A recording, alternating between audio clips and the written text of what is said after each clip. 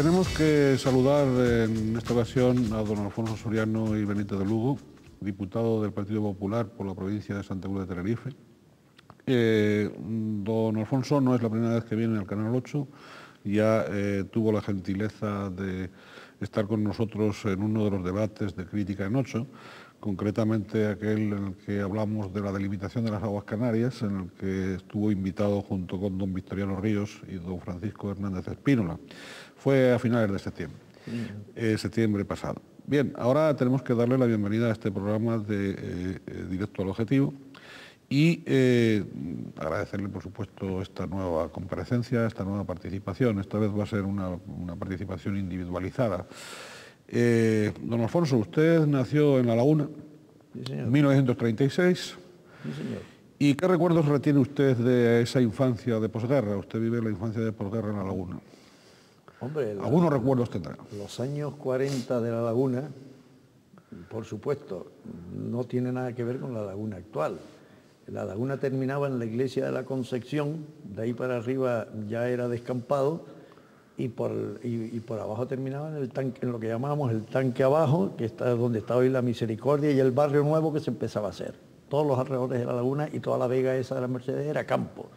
Entonces el camino largo, el camino a la Manzanilla, pues era una época que no tiene nada que ver con lo actual. Yo siempre digo que si analizamos las diferencias que han ocurrido en nuestra generación, en Canarias y en general en España, pues se parece, hoy no tiene ningún parecido las Canarias de hoy con el de hace 50 años, y la Canarias de hace 50 años se parecía más a la de hacía 300 que la de hoy. Es decir, las diferencias han sido fundamentales. Recuerdo en aquella época el Colegio Nava de La Laguna. Todavía tengo ¿Usted alcanzó a estar con el padre Ramón o ya no le tocó? Hombre, el hermano Ramón, el hermano Teodosio, muchos hermanos. El otro día estuve precisamente visitando en Madrid, en Griñón. Los hermanos ancianos los llevan a Griñón. Y entonces con otro compañero mío de La Laguna, Andrés de la Riva Cabrera, tú habrás conocido a su padre que fue gerente del día durante muchísimo tiempo. Hombre, vamos a ir a ver a los hermanos que están en Griñón de la época nuestra del colegio. Fuimos a ver al hermano Félix, un hermano fue hijo predilecto de Santa Cruz, el hermano Hipólito y el hermano Julio, que eran profesores de nuestra niñez, personas que tienen 90 años hoy.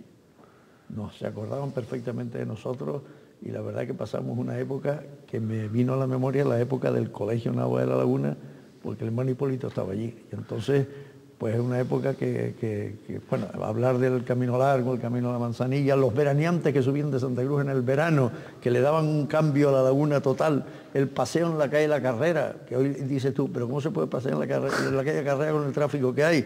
Pues allí pasaba una guagua, cada media hora se abrían los paseantes y se paseaba desde la Plaza de la Catedral a la otra esquina de arriba, ¿no? En definitiva, La Laguna no tiene nada que ver con la actual. Otra estampa, otro ambiente, otra época. ¿Más humanizada o no? Sí, hombre. Aquella época en La Laguna, en primer lugar, se conocía a todo el mundo. También es cierto, todo hay que decirlo, que fue una época de escasez. Es que en la época de la posguerra, aquí se pasó mucha hambre. Es que nos hemos olvidado de eso. En la época de la posguerra la gente tenía que irse a Venezuela, como fuera, porque es que aquí no se podía vivir. Esta es la realidad.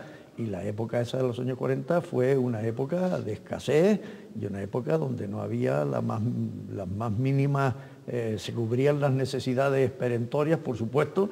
Yo tengo que decir que en mi casa, gracias a Dios, no pasamos hambre, pero había estrecheces de muchas cosas, no había la facilidad que hay hoy, claro. En su casa, una familia amplia, 12 hermanos, 12 hermanos.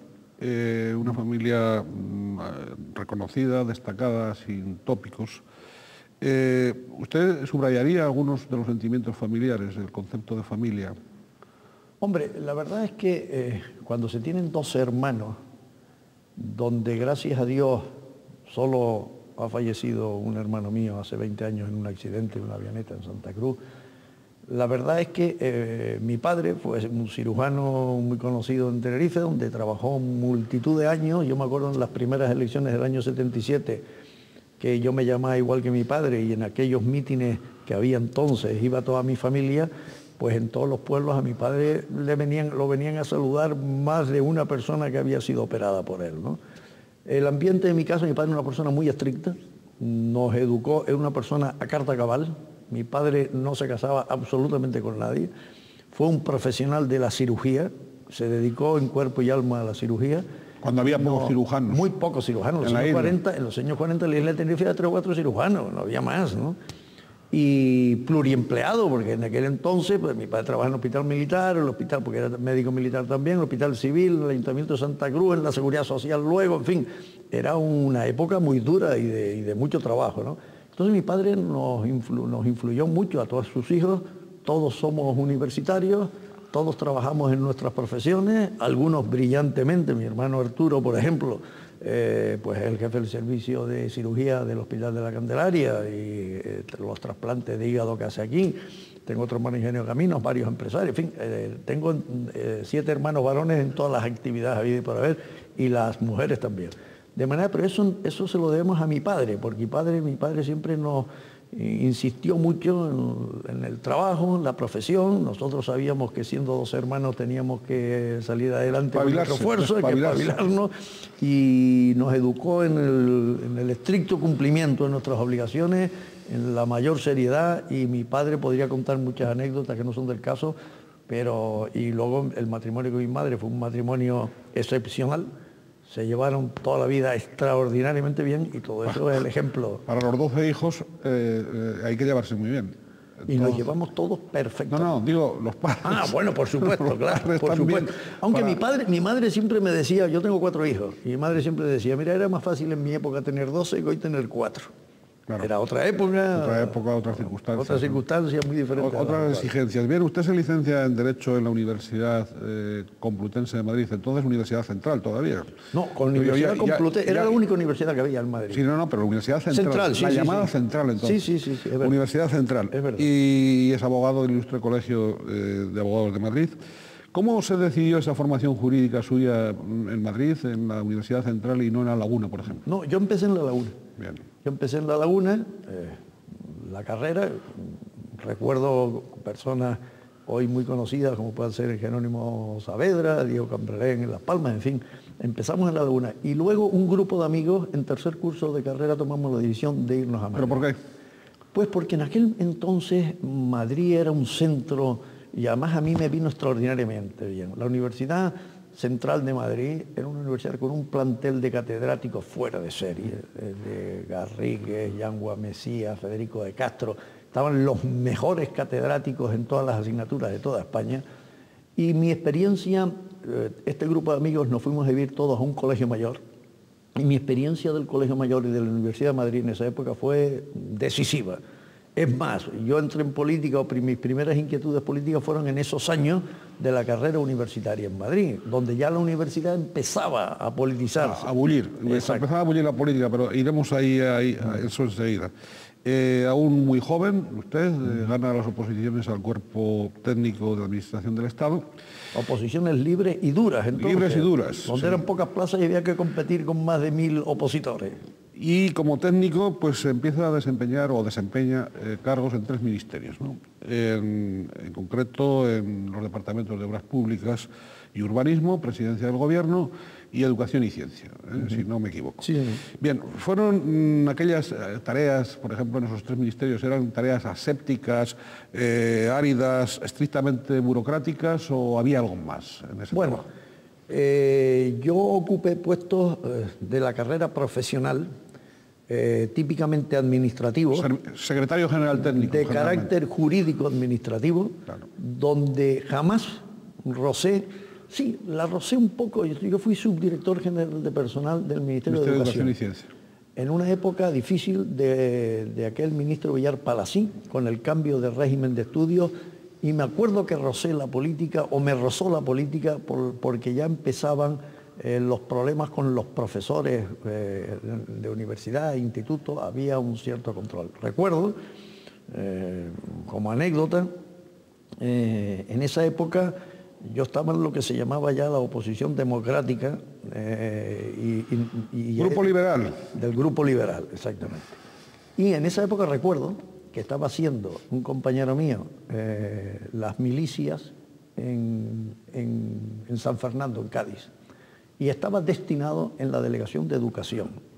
Y me dijo, hombre, yo puedo ir por las tardes al cuartel, seguir destinado en educación por la mañana. No te preocupes que no hay problema, porque era lógico además, él cumplía sus tareas por las mañanas en el ministerio y por las tardes se iba al cuartel y podía ir capeando el temporal. Este hombre estaba afiliado al Partido Comunista. Y me acuerdo que los servicios de información de esa época, me llamó el director general de personas y me dijo, oye, tú le has dado facilidades a este individuo en Cádiz. Si me estuviera oyendo él ahora, se moriría de risa porque luego ocupó cargos destacados y me lo ha recordado siempre. Pues sí, pues tú no sabes que es comunista. Oye, mira, yo lo único que sé que es un funcionario. Y aquello me costó un disgusto. Y luego este hombre lo trataron de controlar, etcétera, etcétera. Y no recuerdo cómo se terminó el tema, pero siempre me ha estado agradecido y me ha reconocido que yo en aquel momento me porté funcionarialmente. A mí me traían sin cuidado las ideas políticas del funcionario. Allí había que cumplir, y si me lo hubiera pedido otro de otras ideas, le hubiera dicho igual, ¿no? Echaba una mano, sí, algo corporativista también, dentro de los funcionarios. Hombre, el sentido corporativista de los funcionarios a mí no me parece mal. Es decir, y lo explico, es decir, los funcionarios, hablo de los buenos funcionarios y desde luego en los altos cuerpos funcionariales, hablo de abogados del Estado, diplomáticos, catedráticos, etcétera, etcétera, son cuerpos de prestigio porque tienen un sentido corporativo de prestigiar esos cuerpos y de prestar un servicio al Estado. Y además yo normalmente creo que los funcionarios de estos cuerpos de prestigio, donde es muy duro ingresar, después de 3 o 4 años de unas oposiciones muy duras, donde está probada la competencia de estas personas, esas personas son defensores del Estado por encima de todo. Y yo he conocido gente de categoría funcionarial en distintos partidos políticos, pero ahora la verdad son más defensores del Estado que nadie. Y se le nota la diferencia con el político que no viene de esos cuerpos del Estado, que se cree que la administración está politizada. La administración estará politizada, pero por otros motivos, pero no por los cuerpos de funcionarios. No por los funcionarios, pero bueno, eso, don Alfonso, ha podido pasar un poco en las etapas precedentes, porque ahora puede, corríjame, pero puede dar la impresión de que la fuerza de los partidos políticos se ha ido introduciendo en los cuerpos de funcionarios o han ido creándose funcionarios ya de una adscripción política determinada, en la cual ya es el fenómeno contrario al que usted plantea. Es decir, pueden más las ideas políticas que el sentido riguroso del funcionario, ¿sí o no? Sí, pero voy a hacer una diferenciación. Mientras en la administración del Estado la profesionalización hoy es algo que se ha conseguido, hoy hasta los subsecretarios y la totalidad de los directores generales en la administración del Estado, a partir de la LOFAGE, que fue de las primeras leyes que se aprobó por el Partido Popular en el año 96, 97, hoy todos los cargos de la administración son profesionales, salvo el ministro y los secretarios de Estado, que son los únicos políticos, y 4 asesores que puede tener cada ministro. Los demás cargos son todos estrictamente profesionales. Pero nos vamos a la autonomía. Aquí está politizado, ya hasta el conserje está politizado. Aquí todos los directores generales, bueno, consejeros, viceconsejeros y todos los cargos que hay son todos políticos. No se exige ser funcionario. Eso implica que cada vez que hay un cambio de gobierno... Clientelismos. Total. Y en la Comunidad Autónoma de Canarias, cualquier director general son cargos políticos. Viene un consejero de un determinado signo y los nombra a todos de su partido, algunos sin experiencia ninguna. Viene otro consejero de otro partido y los nombra a todos de su partido, con la paralización que eso supone de 5 meses, por lo menos, en la administración. Es decir, mientras hoy las administraciones modernas, la administración francesa, son administraciones profesionalizadas, la inglesa, cambian los gobiernos y no cambian más que 3 personas en los ministerios, en las administraciones autonómicas se ha metido la política de una forma tremenda. Y además no se sigue el ejemplo del Estado, que se ha profesionalizado la administración. La administración en las comunidades autónomas, estoy totalmente de acuerdo, está politizada. Está politizada y además, un poco, se lo quiero plantear, también han imitado aquel centralismo que se le reprochaba a la administración del Estado, centralismo de origen napoleónico, como todos sabemos, en el caso español, ese centralismo con respecto a otras corporaciones dentro de las comunidades autónomas, yo no iba a decir inferiores, pero sí, por ejemplo, en el caso nuestro, pues cabildos, ayuntamientos, etcétera. Es decir, las consejerías tienden a ejercer un centralismo, que era el centralismo que los ministerios sí. Tenían con respecto a las distintas provincias o las distintas regiones españolas en el esquema anterior. ¿Sí, sí, señor, totalmente de acuerdo. Es más, yo creo que ese centralismo se ejerce en las comunidades autónomas. Se está ejerciendo. Se está ejerciendo. Es decir, hay mucha reticencia a delegar competencias o a transferir competencias a órganos inferiores. Se trata de controlar todo desde esa... Yo tenía un amigo, o tengo un amigo, que es tiene una gran experiencia en la administración, que es don Lázaro Sánchez Pinto, que fue secretario general del Gobierno Civil muchos años, y que sabe era prácticamente el gobernador civil en muchas cuestiones. Y que se conocía la administración como nadie, que siempre me decía, con esto de las autonomías hemos heredado todas las cosas malas de la administración del Estado, pero ninguna de las cosas buenas.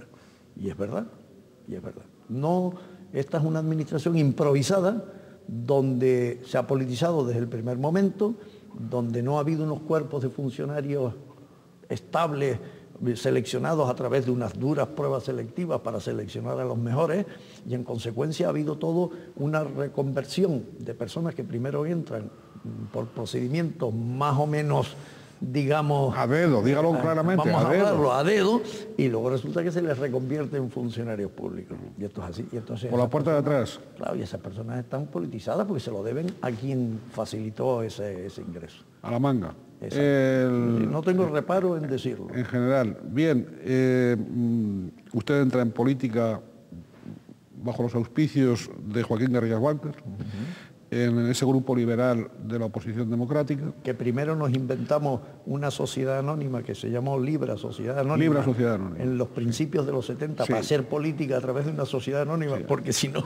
Cada una de las que después fueron familias de la UCD tenía su sociedad, porque sí, los tácitos, sí. Los demócratas cristianos también tenían los tácitos, sí, señor. Etcétera. Sí, señor. Otero Novas y todos estos eran de los tácitos. Los tácitos del diario Ya. Libra, etcétera. Cada uno se buscaba esas... Una fórmula para hacer política porque no se admitía la política. Yo no sé si era un poco al amparo de aquella ley de asociaciones. Sí. No, sociedad anónima. Libra fue una sociedad anónima. No sociedad política, asociaciones políticas, que fue el último intento de Arias Navarro que fracasó. Nosotros nunca entramos en esa operación. Nosotros fue una sociedad anónima que nos dedicamos a intentar hacer política en la en el caso en el caso de Tenerife, el Grupo Liberal, muy pocos. No, muy pocos. Había un taxi casi. Yo en esa época tengo que decir que vivía en Madrid y en esa época yo estaba destinado entonces en la administración en Madrid. En los principios de los 70, de Canarias habíamos el Grupo Liberal de Tenerife, que creo que era yo, y el Grupo Liberal de Las Palmas, ahí había más gente. Ahí estaban los hermanos Cambrelén, Diego y Juan Cambrelén, que luego fueron personas muy destacadas, Díaz Saavedra, hijo del último alcalde republicano de Las Palmas, que creo que fue fusilado, no recuerdo bien. Y en Las Palmas sí había un grupo de la Federación. ¿Díaz de Aguilar era también del grupo de ustedes, no? Díaz de Aguilar no era del grupo nuestro, pero estaba muy próximo a nosotros. Me acuerdo en aquellas épocas, reuniones con él pues todos los días, ¿no? Con mucha frecuencia. Sí, bien. ¿Realmente Garrigues Walker fue su maestro político, se lo puede decir así? Bueno, yo puedo decir que yo entré en política de la mano.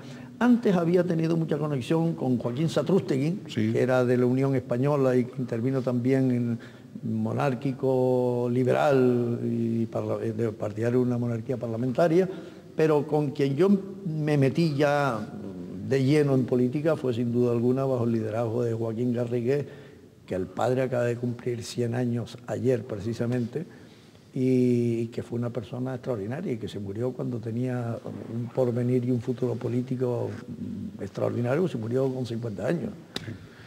Pero con él entré yo en la política sin duda alguna.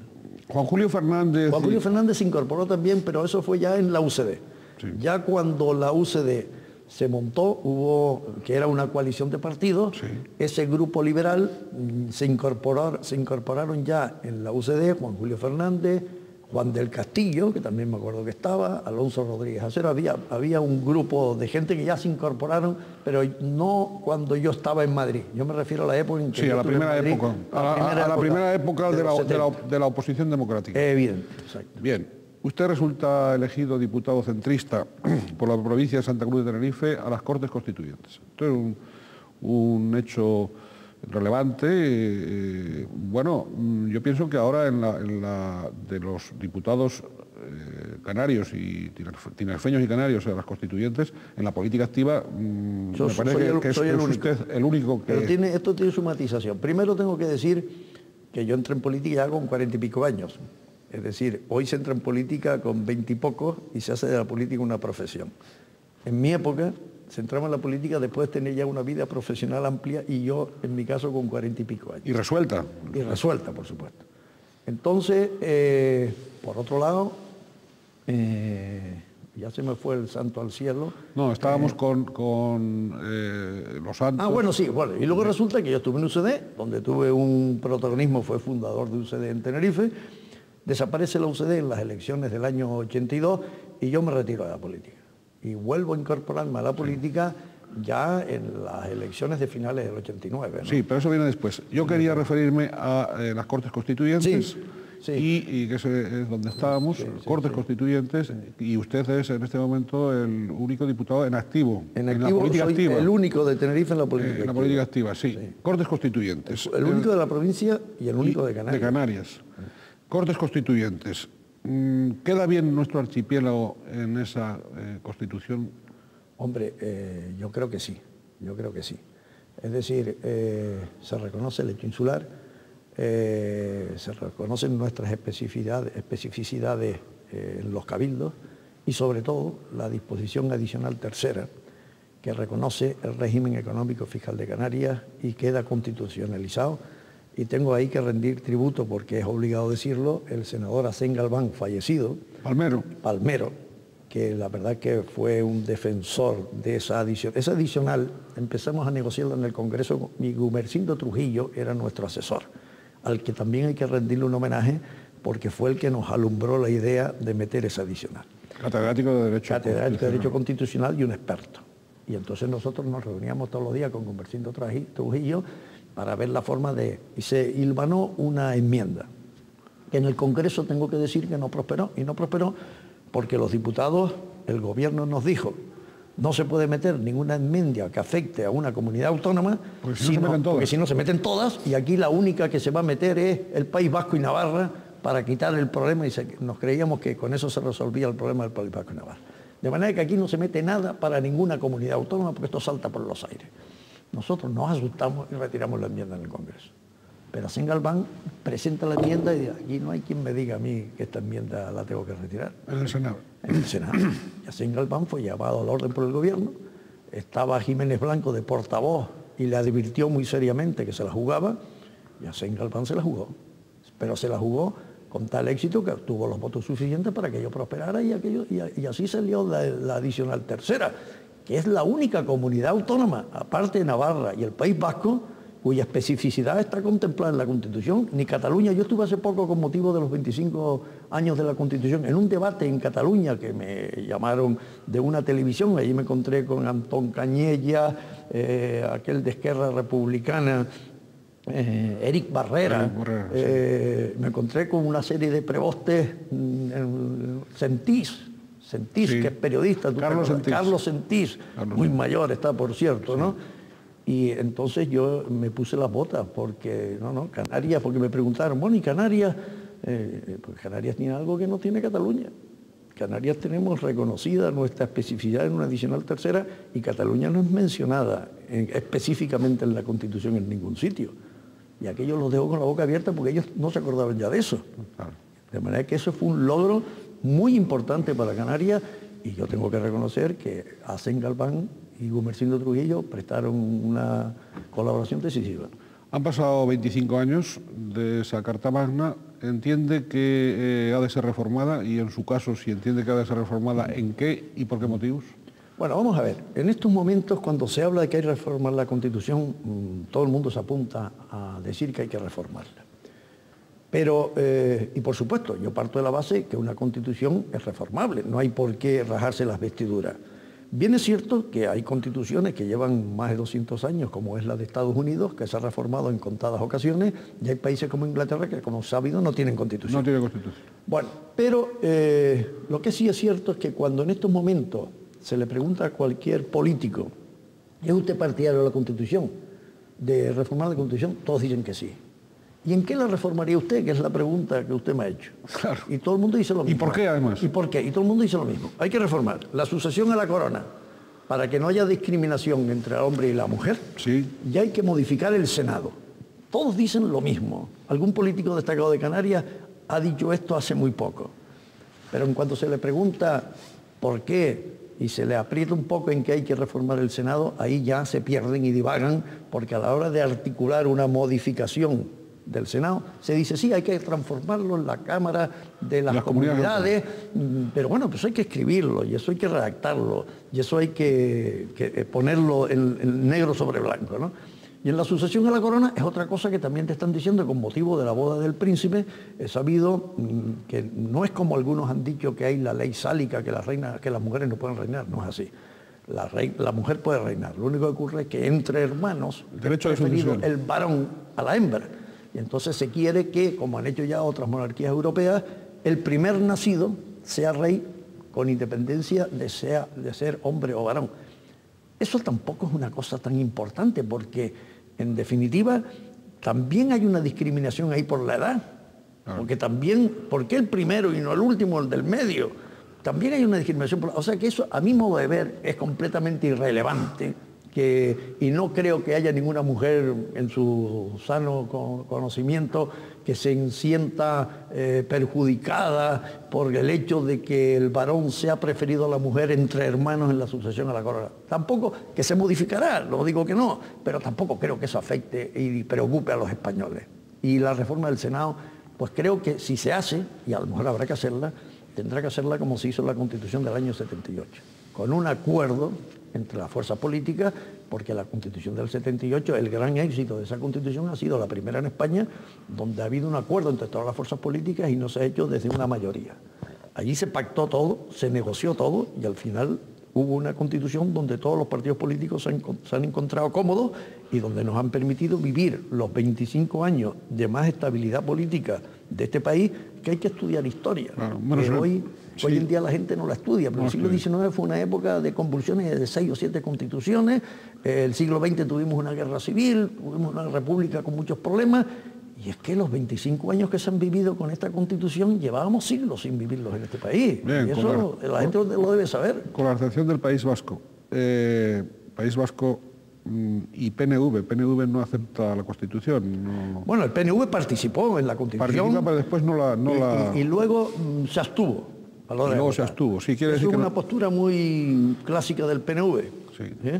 Pero luego se abstuvo, pero ellos siempre han dicho que han respetado la Constitución. Ahora es cuando están tratando de forzar la interpretación de la Constitución, pero hasta ahora siempre el PNV ha dicho que no votó la Constitución, pero que la respeta y que la acepta. Bueno, formalmente, digamos formalmente. Sí. A continuación usted pasa al Senado al año siguiente de la Constitución. Porque era presidente de la Junta de Canarias. 1979. Sí, bueno, sí, manda... el tema de la Junta de Canarias. Usted es el primer presidente de la Junta de Canarias. Pero antes de esta cuestión yo le planteaba lo del Senado, porque usted es senador del 79 al 82. Sí. Y quería plantearle por qué deja el Congreso de los Diputados y pasa al Senado, siempre avalado por las urnas, esto es obvio, y ahí continúa, después continúa en el Congreso de los Diputados ininterrumpidamente, ¿no? No, yo fui al Senado. Pero fue al Senado, y es lo que quería que explicase. Fui al Senado porque yo fui elegido presidente de la Junta de Canarias como órgano preautonómico, no estaba aprobada toda la Constitución, en una solemne sesión. En las Cañadas del Teide, ahora hablaremos de eso. El 14 de abril de 1978. Sí. Una fecha muy... En el parador de las Cañadas del Teide. Exacto.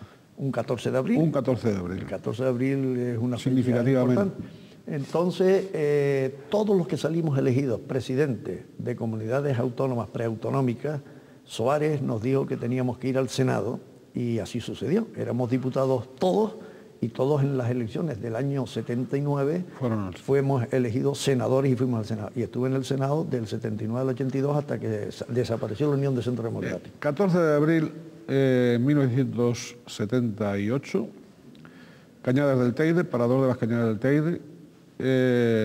Yo estuve allí con un entrañable compañero que es Pancho Ayala.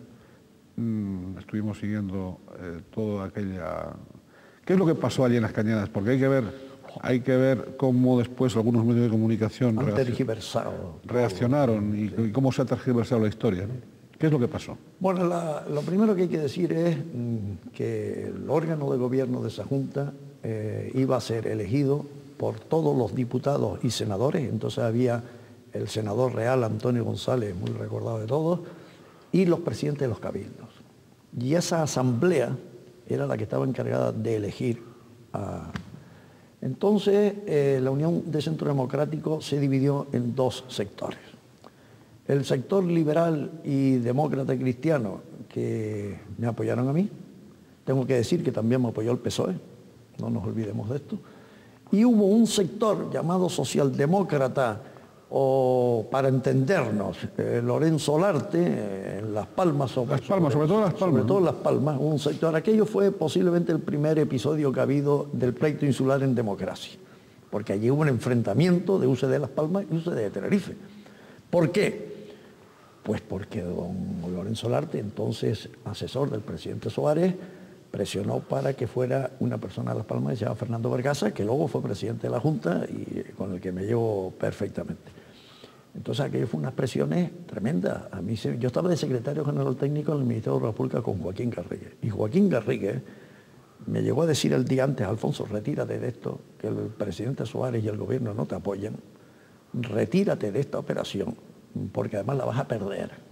Y en el Ministerio de Obras Públicas se hicieron apuestas entre Jesús Posada, que luego fue ministro de Agricultura y que era vicesecretario general técnico cuando yo era secretario general técnico de Obras Públicas, que conocía toda la operación y se apostó frente al subsecretario y a todos los directores generales que decían que yo, si no contaba con el apoyo del gobierno, no podía salir elegido, y Jesús Posada, que conocía el asunto. Las presiones fueron de tal magnitud que a mí Joaquín Garrigues me dijo: oye, de parte del presidente Suárez, que pidas lo que quieras. Que pidas lo que quieras. Lo que quieras. Y me dijo: ¿quieres ser presidente de una empresa? Esto no lo he contado en público nunca, había pasado mucho tiempo. Pues cuéntelo. ¿Te interesa ser presidente de la empresa pública? Yo no me acuerdo si era Endesa entonces, una empresa pública muy importante. Y me acuerdo con un buen sueldo. Me dijo Joaquín Garrigues: vas a ganar mucho dinero, mucho más que aquí en el ministerio. No, mira, Joaquín, yo ya estoy metido en esto de os y cos, y yo estoy comprometido con mucha gente y yo soy persona de palabra, yo no puedo echarme para atrás. Te vas a enfrentar al gobierno y lo vas a perder. Tal. Yo me vine ese día desde Madrid, día anterior a la Junta. Tengo que decir que Joaquín Garrigues, a las 7 de la mañana, hora canaria, que en Madrid eran las 8, me llama a mi casa: ¿qué pasará aquí? Oye, Alfonso, ayer te presioné para que no te presentara. A partir de este momento tienes todo mi apoyo, porque me he enterado de las cosas y quiero decirte que tienes mi apoyo a partir de este momento. Lo cual me satisfizo mucho, porque el día anterior yo había salido del ministerio, vamos, bastante desolado. Bastante desolado. Y además, como yo tenía que presentar, si era elegido, el cese de la Secretaría General Técnica, pensé: bueno, esto es un enfrentamiento con Joaquín Garrigues, a quien yo le tenía un especial afecto y cariño, que me he metido en un lío. Bueno, la realidad fue que Joaquín Garrigues, que siempre fue una persona muy intuitiva, a la larga tuvo razón. Yo me metí en un lío sin necesidad, pero fue en un lío que ni busqué, sino que me vino. Es decir, al no haber, en aquel entonces, el pleito entre Santa Cruz y Las Palmas existía muy agudizado. En Tenerife yo hablé con José Miguel Galván y le dije: José Miguel, tú tienes que ser el candidato a la presidencia de la Junta. Y Galván, que tenía más experiencia que yo, dijo: yo no me meto en ese lío. Y entonces fui yo el único en Tenerife que, por una serie de circunstancias y por los apoyos de una serie de gente de UCD y de presidentes de Cabildo y de senadores y de todo el mundo, pues fui el único en Tenerife que tuve que darle. Me cayó aquello, te lo digo de verdad, me cayó. Yo no pude eludir aquello. Y luego barrí en las elecciones, porque me apoyó todo el PSOE, me apoyó el sector mayoritario de UCD, y fueron un mínimo de personas las que no me apoyaron, que interpusieron un recurso que llegó al Supremo y que gané. Incluso se interpuso recurso de toda... Se interpuso un recurso contra la Constitución. La Constitución. Tú te acordarás. Sí, la Constitución de aquella Junta, se interpuso un recurso de contencioso administrativo que llegó al Tribunal Supremo, que nos defendió Morón Palomino, que era entonces el decano de la Facultad de Derecho de La Laguna, y dijimos: vamos a nombrar una persona institucional, y se ganó en el Tribunal Supremo, como no podía ser. Pero a lo que voy, ¿Por qué tenía razón Joaquín Garriga a la larga? Porque aquella fue una Junta de Canarias inoperante. Si el gobierno no me apoyaba, no me daban ni presupuesto. Ese era un punto, es decir, no había dinero para nada. Estamos ante una situación, yo creo recordar, curiosísima, en la que las únicas, claro, ahora cuando se habla de la comunidad autónoma, cuando se habla de las consejerías, cuando se habla de todas estas cosas, no tiene parangón posible con aquella Junta preautonómica. Aquella junta que creo recordar que en el caso de Santa Cruz, yo no sé si ustedes tenían algún despachito en el Cabildo. Un despachito en el Cabildo que les dio de un modo generoso Rafael Clavijo, metido allí casi en el Palomar. No existe Palomar, pero bueno, casi en el tejado. Sí, en la torre arriba del Palomar aquel, sí señor. En la torre. Hay un despachillo donde yo tenía 2 funcionarios, me acuerdo de quiénes eran entonces, y bueno, sin poder hacer nada porque no teníamos dinero. Y entonces las cosas que había que hacer, había que pasarle las cuentas al Cabildo. Y claro, el Cabildo pagaba aquello poniéndote muchos condicionantes. De manera que fue dura. Bien. Ahora, yo dimití porque, claro, agobiado por una situación que no podía continuar porque estaba padeciendo en definitiva la administración canaria, yo dimití voluntariamente. Entonces ya se estableció el turno, un año Las Palmas, un año Tenerife. Y en aquella dimisión que yo presenté para evitar problemas, si yo no hubiera dimitido, estatutariamente se aprueba la Constitución, a mí no me cesa nadie hasta que no hubo autonomía en el año 82. Yo dimití en el año, yo tuve un año en la Junta y dimití en el 79. Si no llego a dimitir, allí no me echa nadie. No había instrumento jurídico para echarme. Y hubiera permanecido hasta el año 82, pero claro, las cosas en política hay que aceptarlas como vienen y en aquella situación no había más remedio que presentar la dimisión. Sí, estamos en ese momento preautonómico, donde hay la posibilidad de diseño de un estatuto y en que ciertamente se tiene la oportunidad de configurar un estatuto adecuado a la realidad canaria, a las administraciones canarias, adecuado a los cabildos, a las mancomunidades interinsulares, etcétera. Y en cambio se opta por otro modelo, de consejerías, de centralismo en definitiva, otro modelo de tipo, digamos, continental, peninsular, cuando Canarias tenía sus instituciones propias. Ahí no se produce un error histórico. Pregunto, por un motivo, provocado porque, evidentemente, como los cabildos pertenecían al régimen anterior. Sí.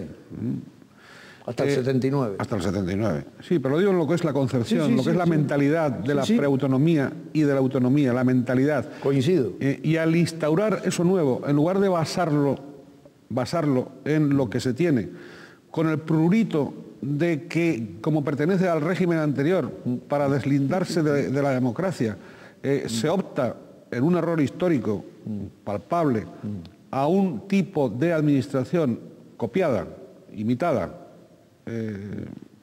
transcrita. De otros estatutos de autonomía. De otros estatutos de autonomía. Recuerdo que el estatuto de autonomía, el borrador, se copió tanto del catalán, por ejemplo, que hasta las competencias se puso en aquel momento... las competencias primero.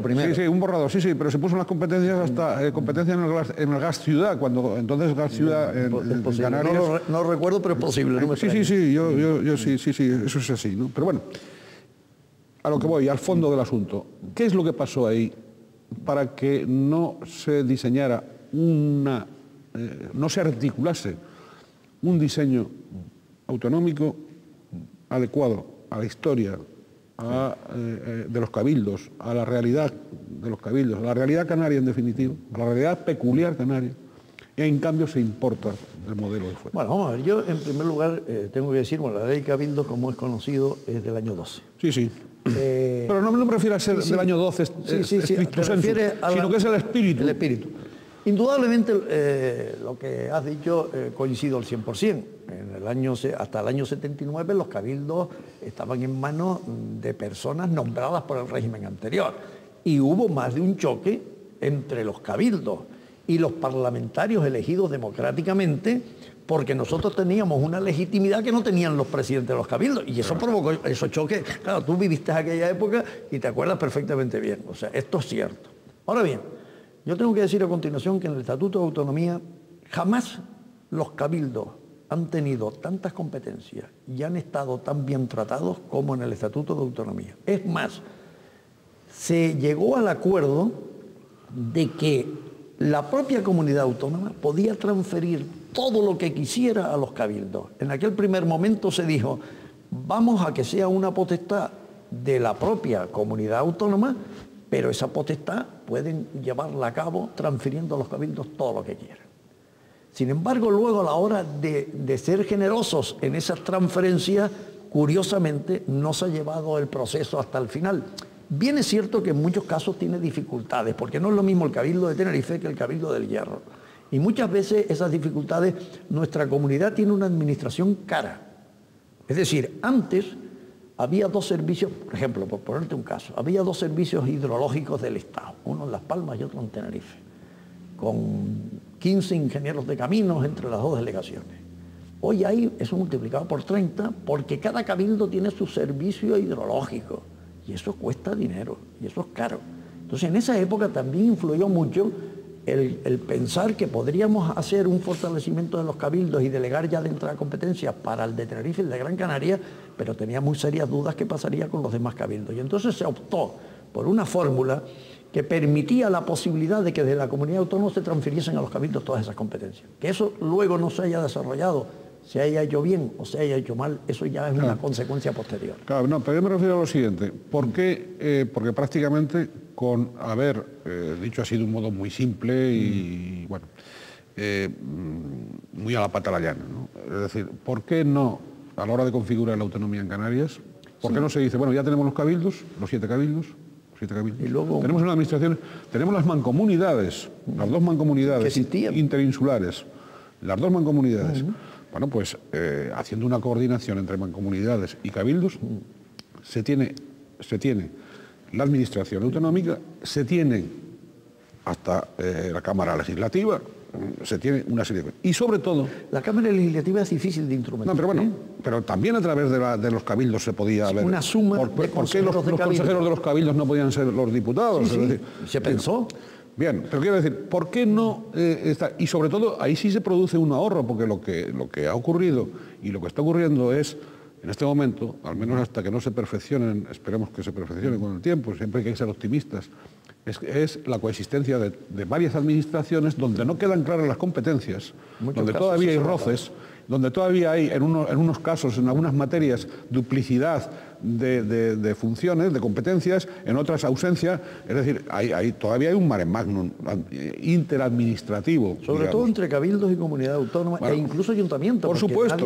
Nadie impide... No, claro, pero o sea, y entonces quizá, pregunto y planteo, que fue error histórico el no haber configurado desde el principio, a través de las mancomunidades y de los cabildos, y haber ahorrado sobre todo, todo un cuerpo funcionarial de una llamada administración autonómica, pero es otro concepto erróneo que yo siempre estoy planteando, es decir, oiga, ustedes llaman administración autonómica solo las consejerías, no, la administración autonómica también son los cabildos, claro. Y también son los ayuntamientos, qué duda cabe. Esa administración autonómica. Sin duda. Entonces, igual que lo que llamamos administración autonómica es también administración del Estado en algún sentido, ¿no? Entonces, bueno, ahí quizá hubiera habido que afinar más históricamente. Se llegó a plantear el tema, yo recuerdo muy bien, pero luego era difícil de articular, porque claro, existían dos mancomunidades. ¿Cómo se elige el Parlamento? Y se decía, bueno, la suma de los representantes de cada cabildo, esos constituyen el Parlamento. Luego el gobierno salido de los cabildos parecía un ente por ahí, por encima de los cabildos, pero que no tenían la legitimidad, porque quien tenía la legitimidad eran los cabildos. No era fácil de instrumentar. Sin duda alguna influyó mucho lo que has dicho al principio, es decir, la especie de resquemor que había frente a unos órganos no elegidos democráticamente. Pero luego esa articulación, fíjate que en esto se habló con Gumersindo Trujillo también, con especialistas, porque hablamos con muchísima gente, y no hubo manera clara de instrumentar aquello que gente lo pedía, que es lo que tú has dicho. 7 cabildos, dos mancomunidades interprovinciales, que se podía sobre todo eso organizar el tema. pero técnicamente era difícil de conseguir y no se veía una salida fácil a eso. Y sin embargo, hubiera minorado algunos rejos del pleito insular con ese tipo de administración, porque evidentemente o da la impresión de que se pudo haber aminorado. Por cierto, ¿todavía existe pleito o no? Yo creo que sí. Eso mientras haya intereses económicos, todo al final son intereses económicos.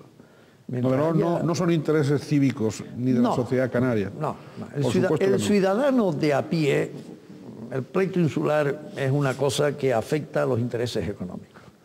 ¿A qué intereses lo afecta? Bueno, no cabe duda que hay unos intereses económicos en Tenerife y hay otros intereses económicos en Las Palmas que muchas veces entran en colisión. Y que ambos intereses económicos tratan de llevarse el agua a su terreno. Eso es lógico. Pero son intereses económicos de personas concretas. Pues sí, hay personas concretas que tienen esos intereses económicos, por supuesto que sí. No son entes abstractos, no, todos los intereses económicos son siempre de personas concretas, eso no cabe duda. Y esos intereses económicos son los que en el momento de chocar provocan las tensiones, los pleitos insulares. Si tú te das cuenta cuando en una prensa de una provincia o de otra, que hay que leerse la prensa de las dos provincias, porque aquí leemos una, pero en Las Palmas hay otra prensa. Normalmente todo es por intereses económicos de quien distribuye los dineros de la Consejería de Economía y Hacienda. ¿Quién es el consejero de Economía y Hacienda? Son muy importantes. Y a raíz de ahí se generan todos los problemas. Que hay una inversión. Luego no se habla porque además muchas veces se dice, bueno, es que todo se va para Tenerife desde Las Palmas. Bueno, aquí no se habla que, por ejemplo, el convenio de carreteras se ha llevado a la isla de Gran Canaria el 80 y tantos % de todo el presupuesto del convenio de carreteras del archipiélago, que lleva funcionando desde hace 7 o 8 años. Más del 80% se ha llevado a la isla de Gran Canaria, con lo cual las Islas Menores y Tenerife han salido en el convenio de carreteras muy... Esto nadie lo dice. ¿Qué ha costado la sanidad en Gran Canaria, el Hospital Juan Negrín? ¿Y qué ha costado la sanidad en Tenerife? Bueno, el consejero de Sanidad, José Carlos Francisco, hizo unas declaraciones muy valientes cuando cesó en la consejería diciendo que había un desequilibrio en materia sanitaria importantísimo. Es decir, eso tiene unas consecuencias y eso genera enfrentamientos y ese es el pleito insular. Al final, dinero. Todo se reduce a eso. El ciudadano de a pie no creamos que el pleito insular es una cosa abstracta. Hay gente que visceralmente es anti Las Palmas y gente de Las Palmas que visceralmente es de Tenerife, pero son los menos. Y gente visceral que no tiene intereses económicos. Tú conoces como conozco yo. Hay gente que es anti-chicharrera desde Las Palmas, furibunda, sin defender ningún interés económico y al revés. Pero son los menos, a Dios gracias. El verdadero peligro es cuando ese enfrentamiento se produce por intereses económicos. Y sobre todo cuando esos intereses económicos personales, particulares, de grupos oligárquicos, se meten en la política. Sí, a defender esos intereses. Para defender esos intereses, para multiplicarlos. Sí, señor. Intereses que, aunque sean legítimos, muchas veces rozan con el interés común, con el interés general, con el bien común. Y ahí también los políticos, o algunos de los políticos, tienen que hacer un análisis pormenorizado para no ser simplemente subalternos de esos poderes. ¿Estamos de acuerdo en eso? Totalmente de acuerdo, totalmente de acuerdo. Yo, a Dios gracias, como no estoy vinculado a ningún poder económico, puedo decir, y me jacto de ello, de que yo soy una persona independiente de los poderes económicos. Y además, nunca me han tentado los poderes económicos, todo hay que decirlo, será porque no he tenido influencia política, seguramente. Pero las personas que tienen influencia política, claro que son tentadas por esos intereses económicos. Bueno, no sea usted modesto. Usted sí ha tenido influencia política y ha tenido la influencia de permanecer durante todas estas legislaturas representando a la provincia de Santa Cruz de Tenerife en el Congreso de los Diputados. Eso es influencia, eso es aval popular. Pero sí le quería preguntar, durante todos estos años en el Congreso, ¿usted se ha sentido, en qué momento se ha sentido muy satisfecho en la defensa de esos intereses isleños y en qué otras veces ha sentido frustración? ¿En qué temas? Ha habido las dos cosas. Por eso le pregunto. Y tengo que partir de la base de que no es lo mismo estar en la oposición que estar en el gobierno. Cuando se está en la oposición, y yo he estado en la oposición y en el gobierno, he estado 2 legislaturas en la oposición y 2 legislaturas en el gobierno, cuando se está en la oposición es muy fácil criticar al gobierno y yo me divertía mucho más y estaba más satisfecho de lo que hacía cuando se está en la oposición porque tienes una independencia que no tienes cuando estás apoyando al gobierno. Es otro papel diferente. Yo tuve más satisfacciones a la hora de defender a nuestra tierra en la oposición que muchas veces en el gobierno, porque cuando estás en el gobierno, digamos que quien defienda la tierra es el gobierno. El gobierno, yo creo que el gobierno del Partido Popular, en estos últimos años los presupuestos que se han destinado a Canarias han sido muy superiores a cualquier otra época. Eso basta hacer números o basta oír decir lo que dicen nuestros compañeros de Coalición Canaria, que estuvieron también apoyando al PSOE en una época, pues que la diferencia es abismal, ¿no? Entonces, pero si tú me preguntas de hechos concretos, pues yo no te sabría decir. Ha habido muchas épocas donde yo he conseguido cosas y otras épocas donde... De las últimas que he conseguido, te lo voy a decir, es un tema puntual, pero sí. En la ley de retribuciones de jueces y magistrados y fiscales que se aprobó hace unos meses, se establecía una diferencia por primera vez entre los jueces, magistrados y fiscales de Las Palmas y jueces y magistrados y fiscales de Tenerife. Porque se hacía una clasificación por población y como Las Palmas de Gran Canaria tiene 400.000 habitantes y Santa Cruz de Tenerife en números redondos 200.000, pues ganaban más los jueces, magistrados y fiscales de Las Palmas que los de Tenerife. Me vinieron a ver una representación de los jueces y fiscales de Tenerife y me dijeron, oye, esto, y el presidente de la audiencia en concreto, oye, esto es intolerable. Por primera vez se va a establecer una diferencia. Tuve que librar una batalla con el ministro de Justicia de mi partido, señor Micha Villa, para convencerlo de que tenían que ganar lo mismo los jueces de Las Palmas que los jueces de Tenerife, como no te puedes imaginar. Porque claro, ellos tienen su esquema. Aquí hay la población. Y tienes que argumentar y tienes que librar una batalla. Batalla que perdí en el Congreso. Esa fue una frustración total, pero que ganamos en el Senado. Porque luego al final aquello dio lugar a que como es lógico, el ministro se diera cuenta que aquello era de justicia y se consiguió en el Senado. De manera que unas veces se consiguen cosas, otras veces no se consiguen. Pero en líneas generales yo me encuentro satisfecho de que se han conseguido muchas cosas y muchas sin grandes noticias de prensa, sino hay batallas que se consiguen muchas veces sin que se entere nadie. Y sobre todo 20.000 gestiones administrativas que sobre todo cuando estás en el gobierno te encomiendan. Claro. y que eso me lleva a mí días en Madrid recorriendo cada ministerio, que no te quiero decir el tiempo que se pierde con eso, porque en Madrid las distancias son grandes y esas son gestiones que unas veces salen bien y otras veces salen mal. Salen bien. ¿Es necesario un grupo parlamentario nacionalista o específico de Canarias, desligado de la disciplina de los grandes partidos de ámbito estatal, para sacar adelante determinadas iniciativas peculiares, específicas del archipiélago, o no? Hombre, esa es una pregunta importante. Yo no soy nacionalista. Yo soy de la opinión que cuando un Estado está más fraccionado o el poder se reparte más, como es en este caso España, lo que puede cohesionar a ese Estado son grandes partidos nacionales. Estados Unidos, la República Alemania o Suiza son países federales, sobre todo Alemania y Estados Unidos. En Alemania y Estados Unidos no hay partidos nacionalistas. Hay grandes partidos nacionales que defienden los intereses generales de la nación y de todos y cada uno de sus estados que forman parte de ese estado, ¿no? Los estados federados.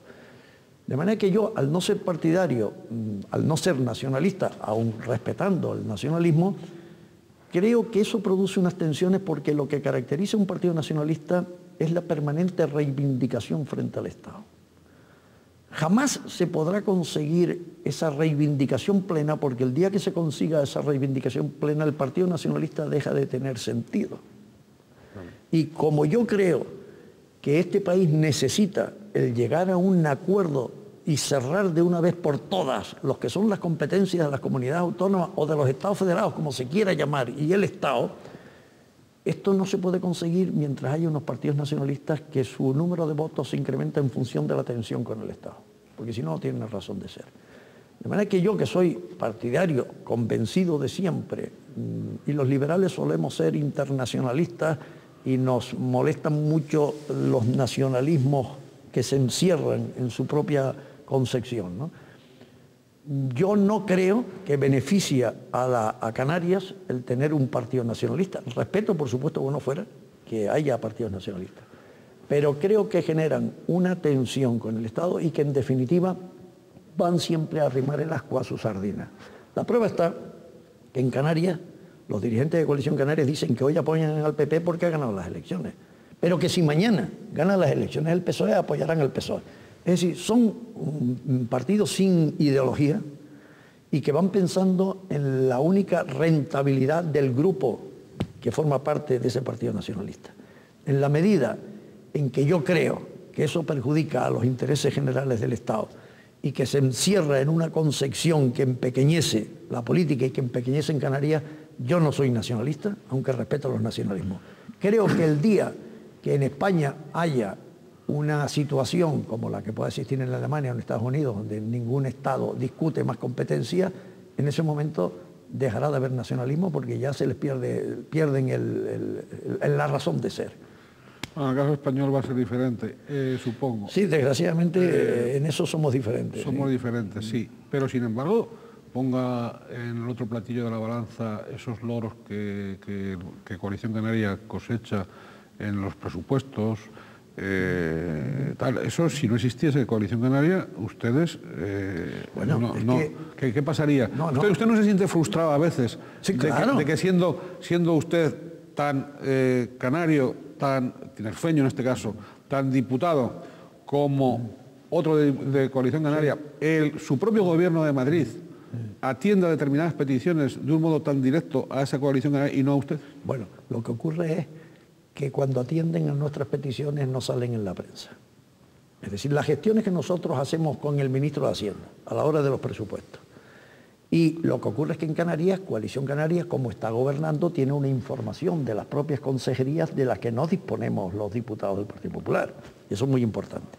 Pero el ministro de Hacienda, antes de tomar decisiones de cualquier tipo, consulta con el Grupo Popular Canario. Y nosotros somos los primeros en defender un incremento presupuestario si se lo entendemos aceptable. Lo que ocurre es que para nosotros, tan del Partido Popular es el ministro de Hacienda como cualquier diputado. Es decir, tenemos una concepción de un grupo de 183 diputados que es distinto que un grupo de 4. Un grupo de 183 diputados nosotros nos encontramos representados por el ministro exactamente igual que cualquier otro diputado. Sin embargo, el grupo de 4 diputados de Coalición Canaria, esos 4 diputados que no aspirarán nunca a ser presidentes de un gobierno nacional, ni a tener una influencia en ese gobierno nacional, pues lo más que pueden es pedir algunas cosas concretas y salir a la palestra a decir que gracias a ellos se ha conseguido eso. Oiga, se ha conseguido gracias a que el Partido Popular, que teniendo la mayoría absoluta, ha estimado oportuno llegar a un acuerdo con Coalición Canaria, que estamos respetando y que yo soy el primero en suscribir, pero hemos tenido mayoría absoluta y no necesitamos esos apoyos y sin embargo lo hemos tenido. Pero indudablemente lo que ocurre es que en esos casos los miembros del Partido Popular también defendemos esos intereses y el ministro de Hacienda, antes de tomar unas decisiones de esa naturaleza, suele consultar con nosotros cuando el asunto es dudoso si decimos sí o no, y normalmente nosotros apoyamos esas decisiones, pero es que el ministro de Hacienda es de nuestro partido y yo me encuentro, cuando habla el ministro de Hacienda, me encuentro representado por el ministro de Hacienda. Claro. Bien, en el quicio de la disolución de las Cortes Generales empezamos oficialmente la campaña electoral. Don Alfonso Soriano probablemente pues va a volver a ser diputado. Bueno, esos son mis deseos, pero en todo caso, es decir, yo soy funcionario del Estado, soy un servidor del Estado, tengo mi puesto reservado en la administración del Estado y en la autonómica porque soy funcionario de las dos administraciones y en consecuencia mi vinculación o mis deseos de ser diputado pues pasan porque me encuentro más a gusto siendo diputado representando a mi provincia en las Cortes que en un puesto funcionarial, así de serio, ¿no? Yo en todo caso estoy al servicio de un partido que me ha dado la satisfacción a lo largo de 4 legislaturas mantenerme de diputado y sigo a disposición de mi partido. yo he expresado a mi partido mis deseos de continuar de diputado, pero en definitiva es el partido el que tiene las últimas palabras. Oiga, en tantas convulsiones del Partido Popular en Tenerife, usted nunca ha sido quemado en esas convulsiones. Porque no... ¿Cuál ha sido su argucia, su inteligencia ahí? Yo padecí tanto las tensiones internas de la UCD, y eso nos pasa. En el Partido Popular procedemos algunas personas de la Unión de Centro Democrático. Y solemos ser las personas que tenemos más sentido de la ecuanimidad, cuando se plantean las cosas, porque vivimos algo que nos dejó vacunados. Yo salí de la UCD vacunado frente a toda clase de enfrentamientos. Ahí había que si socialdemócratas, que si azules, que si demócratas cristianos, que si liberales. Y hay que reconocer que aquello fue difícil. El propio Adolfo Suárez se las vio y se las deseó para controlar aquello. Yo salí tan vacunado que mi sistema, desde el primer día que entré en el Partido Popular, yo me afilié en el año 87 después de unas elecciones autonómicas con un desustrado catastrófico. Aquí hasta el CDS obtuvo mejor resultado que nosotros. Al día siguiente el Partido Popular no existía en Tenerife y me afilié yo. Y yo entré con la firme idea de que yo aquí, enfrentamientos, prefiero irme, y no he tomado partido por las luchas internas que ha habido en el partido. He procurado quedarme fuera. Y eso me da la ventaja de estando en el Congreso en Madrid. No he tenido que estar vinculado a las luchas internas, porque salí vacunado de eso de UCD. Eso me vino de maravilla. Y yo en estos momentos en las luchas internas procuro rápidamente huir. Y en algún caso no tienes más remedio que dar la cara, pero procuro que sean las mínimas veces. ¿Y por qué eso qué es? ¿Una especie de mala suerte en el caso de Tenerife o qué es lo que pasa? Bueno, el Partido Popular fue el más votado en las últimas elecciones generales. Por primera vez tuvimos 3 diputados de 7, tuvimos 3 diputados, 2 Coalición Canaria y 2 el Partido Socialista. Fuimos el partido más votado y yo creo que fue una... No, pero perdona, pero eso es el arrastre también del Partido María Nacional. Aznar. Claro, sin duda. Claro, es el arrastre de un partido de ámbito nacional, sin duda alguna. Pero luego en las elecciones autonómicas y locales, yo la verdad tampoco sé muy bien lo que pasa. Que la realidad es que baja mucho el listón. Yo lo achaco primero al afán que ha tenido nuestro partido en Tenerife de cambiar permanentemente. Yo aquí el único que sobrevive soy yo. Aquí, si analizan los presidentes de los cabildos o los candidatos al Ayuntamiento de Santa Cruz, han sido distintos en todas las elecciones. No aguarecemos a un solo candidato haciendo oposición en una institución para estar preparado para la siguiente. Yo estuve 2 legislaturas haciendo oposición. Aquí estamos cambiando permanentemente, buscando el mirlo blanco, que en política no existe el mirlo blanco. Son todos negros. Y entonces, pues así nos va. Es decir, yo creo que aquí lo que hay que hacer es obligar a que el candidato que se presenta al Cabildo, al Ayuntamiento de Santa Cruz o al Parlamento, oiga, usted, si pierde las elecciones, está 4 años haciendo oposición, dándose a conocer, haciendo valer su actuación en el Parlamento o en el Cabildo, para en la siguiente legislatura estar situado para hacer. Nos ha faltado eso, nos ha faltado continuidad, nos ha faltado permanencia, el partido tiene escasa implantación territorial, nos falta liderazgo, nos faltan una serie de cosas que yo soy el que estoy en mejores condiciones de analizar precisamente por esa circunstancia, porque nunca me ha apetecido, nunca he pedido en el partido participar en unas elecciones locales autonómicas. Me aterroriza el meterme otra vez en el lío de la primera Junta de Canarias. Me he quedado vacunado de eso. Y entonces desde el Congreso en Madrid se ven las cosas con más sosiego y con más análisis. Sí, ha sido usted, ha aplicado la inteligencia práctica y sobre todo, bueno, los hados no lo han liado, porque a veces uno no busca el lío y lo lían. Sí, es verdad. Lo lían sin ningún motivo, ¿no? Pero bueno.